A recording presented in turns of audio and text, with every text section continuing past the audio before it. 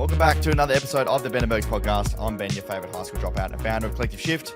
Alongside Ms. Bergs, your favourite MBA and COO of Collective Shift. We're here to bring you world-class crypto research, insights, and strategies to help you crush this crypto bull market, plus get an exclusive behind-the-scenes look as we scale Australia's leading crypto research company. If you love the podcast, we'd love for you to leave us a review, share it with a friend or family member as the markets are pumping. We've been doing this now for nearly 3 years, which is absolutely bananas. Bringing you free insights each and every week, helping you out in a no bullshit way. And Bergs, it's been great, man. We've had obviously a massive explosion on the business side, and I get to do so many conversations with new clients that sign up, new members, and mate, so many are actually Ben and Bergs listeners, which is phenomenal. From like younger guys, single, trying to make it, to like older retirees that are just getting into crypto. There's it's really cool to meet the listeners. And in November, actually, at Oz CryptoCon, we'll do another live Ben and Bergs, which is really cool. So we'll share more details on that soon so we can meet and see everyone. But so exciting, man. I love meeting the listeners. How good. It's always the best when you have a Ben and Bergs fan and come back, oh, remember when you said this? Or like this thing really helped me out, or I got my portfolio sorted. And always looking forward to an in-person Ben and Bergs. Did we ever get that recording, mate? We're still waiting for it a year on. Don't think so, mate. Pretty classic. Maybe that's the incentive, mate. It's exclusive, never to be seen before. We have to be there live to hear the insights and to get some merch, baby. I still remember when that old lady got knocked over on the way up. It was a stampede to the merch. It was, mate. It's Ben and Bergs. It's going to be wild. Now, what else is wild? Bitcoin has broken through all-time highs. What a run it has been on. At time of recording, we sort of pulled back to that $117,000 range. But we have just gone on this absolute tear. Like it was bottom of literally the pullback we had. Well, pullback. The lowest we got in June, which was a month ago, to where we are right now at 117,000, up 20% in a month. These are huge numbers. Even going back to May, or April, the 18th of April, when we had even a little bit further. If we look at the dip that we got to the bottom of the tariff news, which was at the time about early April, let's say the 6th of April. So if we look at where we are from then to now, in a touch over 3 months, up 60% of an asset that's over $1 trillion in market cap. Let's go. It's wild. Love the volatility, mate. It's crazy to see these kind of numbers, mate. Huge. And I've actually increased my price tag at Berg. So I put this post out for our members last week, but I thought I'd share it for the Ben and Bergs listeners because I think it's important. We're starting to see this real Bitcoin vertical breakout. And what's most significant for me is there's a few things that have sort of all coming together, and the macro indicators are really starting to finally align. So first of all, Bitcoin dominance starting to roll over. So we started to see the ETH BTC chart breakout, which is a bit of an altcoin confirmation, which is very, very exciting for crypto because it means there's new capital coming in and risk on assets are starting to be seen as more, I guess, but investors are more confident in the risk on assets. But we also saw the US pass the big, beautiful bill, which we spoke about in a previous episode, increasing debt. But now they're also looking at exploring potential tax exemptions for crypto and Bitcoin, which is really, really interesting. And we're also starting to see ETF volumes pick up again. So ETH had its biggest ETF volume day ever last week. We're starting to see more capital roll in, and just this, I guess, convergence of liquidity, macro finance lining up, the US really pushing crypto, and people looking for a home to park their cash and their fiat, and Bitcoin is just that asset. And now we're starting to see altcoins starting to follow. Once we start really seeing global liquidity expanding, flowing into Bitcoin, and then retail investors arriving into altcoins, that has been the convergence of what we've been waiting for so long, and why Bitcoin's running up and is holding extremely strong. We haven't really had a deep correction at all. Like we've had these sort of mini pullbacks, 110 to 100, like little 10% corrections, but it's been a really slow grind higher, Bergs, which is extremely strong. So just to round that up, because I want to get your thoughts, I've actually increased my price prediction for this cycle, raising from 150,000 US to 180,000 US. I will still be looking at taking profits around that $150,000 level, but I do believe we're going higher this cycle based on everything I'm seeing. So very bullish. Awesome. So for me, my portfolio is now at all-time high. The last time it was at all-time high was December, January. And I think that was because prices were lower in some areas. Like Bitcoin was a lot lower, but the US dollar was a lot stronger, and things are priced in US dollars against Australian dollars. I think it was close to $1.70. Now it's like $1.53. So that plays, big when you're doing the conversion. So all-time high, very happy. And I think we said ages ago, you had $150,000 target for Bitcoin, and now you've revised that to 180. What do you mean when you say, just for the listeners, that you have a target price? What does that mean? What are you going to do when that price actually comes around? Yeah, so I really want to make sure it's clear in all our listeners' minds, and I talk about this a lot in our membership, is Bitcoin and altcoins are two separate asset classes, right? Bitcoin is the asset that I want to stack as much as I can for pretty much forever, right?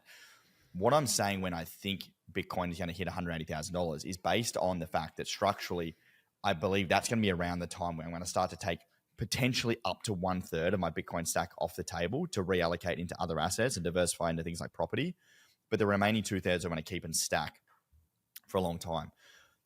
What we see in crypto is 4-year cycles, right? And whether or not the 4-year cycle is broken or not doesn't really matter. It really more aligns with macro liquidity. What we tend to see, though, is once crypto gets very euphoric and we get a lot of retail investments and the market gets overextended, is that it needs a cooling off period and a correction. And that's that correction period where we may retrace 30, 40, 50%.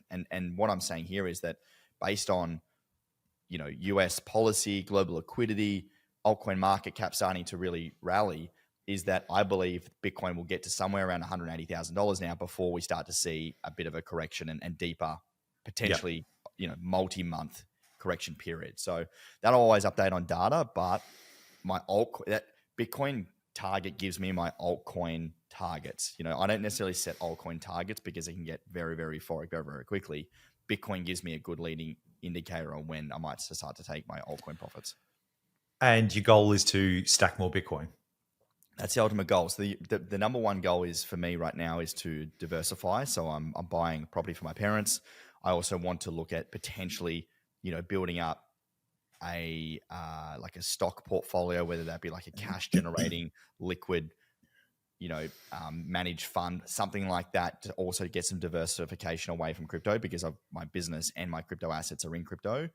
But then once I've got that, I've got a nice little property stack. I've got maybe some stocks, maybe some liquid assets in the sort of shares or whatever that looks like. Then I'll come back to stacking more Bitcoin. I think Bitcoin going to continue to compound at 20, 30, 40% for a long time, but I don't want to have all of my eggs in one basket. So when we did this last time, you were 150. I think I was like 250 for a price target for Bitcoin. And now I think I've changed the way I think completely since we did that episode, which may be 8 to 12 months ago. So it was definitely before December, so last year.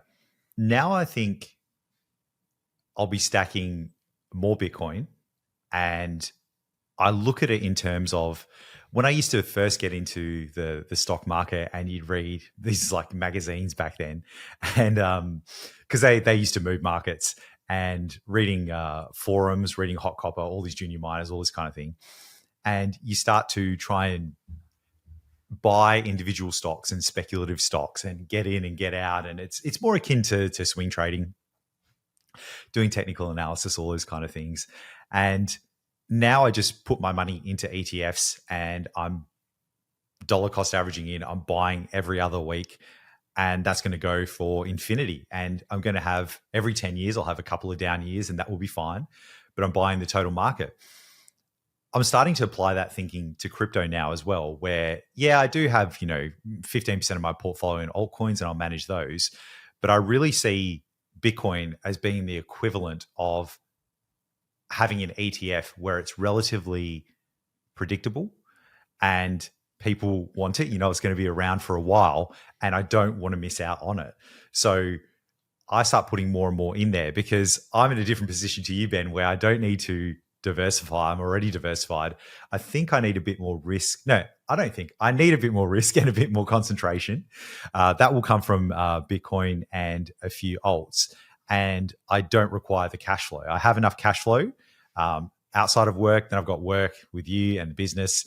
That gives me additional cash flow. So for me, I don't actually have a price target for Bitcoin. It is something that I'm probably going to keep buying until the day I die. Yeah. For every marginal dollar I have, that's where it's going to be placed. No, I think you're bang on, mate. Like the ultimate goal, I say, is to stack as much Bitcoin as you can. And people go, well, do you want to get it all out and you want to buy back in? I don't try and split hairs. I don't try and time the market either. I say to people, what's the risk to reward for you trying to sell your Bitcoin at the peak and buy back in? Okay, well, let's talk about the reward. The reward is you may be able to get an extra 20, 30% if you time the market perfectly, if you get out of everything and you can get back in at the right time. The risk is that you don't buy back in at the right time, you miss the entry, and now you have a tax bill and you are sidelined with cash, and now the market's ripping again. So the reward is 20 to 30%, and the risk is literally infinite to the downside with how high. You're basically shorting the market. When you sell your asset, when you sell Bitcoin, you're essentially shorting it. So by you shorting Bitcoin, you have infinite downside because you don't, if you miss it, Bitcoin could continue ripping to infinite prices and you're sidelined. Exactly. And if you want to do that, why don't you just option some short place positions? Like you can do that. And yeah, moving your money out, you're going to have a capital gain, you're going to have to pay tax. And then whatever that equates to, you're going to have to pay. You want to get back in with the ultimate goal of increasing the amount of Bitcoin that you have. To me, it's too much like just putting your hand in a trap and it's going to snap on you. Like I've played that game before and it has never worked out. I'm not in the top 0.1% of traders. It's not going to be me. I'll gladly take that chunk in the middle. So really think about what you're doing and really zoom out to the long term, because if we take a very simple metric where I think most people believe Bitcoin will overtake gold because it's a better type of gold, that's still a 10x from here. Even at 120 USD, that's still a 10x from here. We're talking in 10x's. We're not talking in 20%, 30% in terms of pullbacks. So if you are going to play that game, just recognize the game you're playing. Don't carry the risk of ruin, and actually try and calculate what the benefit is of you selling some Bitcoin, there being a pullback, and you buying back in. I see the question asked quite a lot in our Platinum group, Ben, where people are like, well, where's the top? I want to sell then, and then I want to get back in, and I want to increase this. And if you're playing that game, it's a very, very dangerous game, and a lot of people lose a lot of assets that way. Yeah, it's a dangerous game, and I think this could be a good, actually, Berg's podcast we do separately, because we could talk about this a lot. People try to get into crypto to retire, or they want to reduce the amount of time they're working. So they try and use crypto as a way to generate income. But crypto has a very, very poor mechanism of generating income. Crypto is not an income generating asset. You can create a yield, but you're earning a yield in an asset that's volatile. Crypto is not a good income generating asset. You need to think about it in different ways. So that's where people try and do these crazy trading and try and quit their 9 to 5, which is complete utter bullshit in my opinion, because 99% of people shouldn't trade, and it's very, very risky. And I think there is different strategies, and the way I think about it is building up your crypto, building up, investing in the right assets, building up your capital to then look at either property or cash generating assets like businesses or income generating stocks. That's what's going to give you the income that you can look to reduce your time at work or retire on. But crypto is very difficult, to generate an income on. It's not built for that. Yeah, and those other vehicles are more tax efficient as well. Totally. So that's something you definitely need to consider. And just consider the simple fact that, wealth moves from the hands of the impatient to the patient. Like if you sit back and you accumulate wealth over time, give it a little bit of time. In crypto, it's honestly hyper accelerated compared to the average 10 to 12% you'll get in traditional markets. You're getting significantly more in crypto. You're compounding at 30 to 40% at least. Just get out your little Google Sheets, your Excel, do your little calculations to see how fast you get there. Don't try and get there in a year. And honestly, with the explosion that we've seen now, we're going to look back in a couple of years and laugh that we're excited that Bitcoin went from 100 to 120K. Just like when what about end of 2022? So I'd started Collector Shift. I've been there for 6 months and Bitcoin was like 20K. And we're like, it's expensive. Should I buy more? And it was only 3K like the year before or something like that. It's so crazy. Yeah. This is going to go on and on. In one of my chats with my mates. So none of my mates have talked about Bitcoin or anything like that. And then one of them just goes, who actually owns Bitcoin. He's like, oh, Bitcoin all-time high. Well done. Your business must be pumping. And I was like, bro, we're going to have this conversation almost every other month until we die. Yeah. Like when you think about it, like, yeah, the way this is structured, things are just going to go up. It's going to be more amazing. Well, think about the stock market. Sorry, I was just going to say, think about the stock market. The stock market, just why do people invest? Because they just know it goes up. Like that is going to be the same with Bitcoin. It's going to continually hit all-time highs for years and years and years and years to come. How crazy is that? Yeah. And people have bought gold historically for those exact reasons. And the more that currency is devalued, the more that Bitcoin is going to go up. It's actually going to accelerate the journey, let alone the scarcity. Crazy. Crazy. Look, folks, now is the time where the bull market is ramped up. We want to help you guys out. Please make sure you're getting your portfolio sorted. Hopefully you've learned a lot from us in this podcast. We're going to keep pushing out stuff for free. If you want to take another step and work with us, work with our team, join our platinum group, get the one-on-one sessions, join the strategy, and really try and make sure you don't stuff this cycle up, you can check it out. Our platinum program, it's not for everyone. You do need to apply. You just go to collectiveshift.io/platinum. You can check it out. We are actually increasing pricing to this very soon because of the amount of increased in volume and demand for the product. We can't help everyone. So if you are interested, check that out. We will be also releasing our lower tier very soon as well if you aren't above $250,000 in investable assets. But look, regardless, hopefully you've learned a lot. Hopefully you've had the patience. Hopefully you've got things set up just from being a Benenberg's listener. And we want to make sure that you guys are getting as much free value as we can because that's what we love, to make an impact and a difference just by helping all of you out. So now's an exciting time, Bergs. It's all happening very fast, and keep stacking your Bitcoin. Absolutely. That's the message. Like we say this almost every episode. And if you haven't done it yet, just buy some Bitcoin. Buy $20 worth. Just get in the game, hold it, enjoy it, and get rich with the rest of us. Love it.